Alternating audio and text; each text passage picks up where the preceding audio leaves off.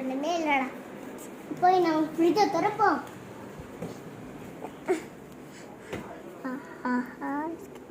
சரி, நம்ம வச்சுட்டு நாள் சாப்பிடலாம்.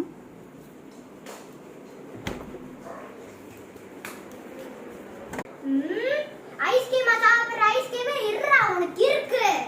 அதுக்கு நான் ஒரு பிளான் வச்சிருக்கேன். Plan ready. இதான் நான் செஞ்சிருக்க ஒரு பிளானு. இது பச்சை மிளகா போட்டு வச்சுட்டேன். அவன் வர வரைக்கும் நான் உள்ள வச்சுட்டு போயிடலாம். ஆஹா, அம்மா வர போயிடுச்சு.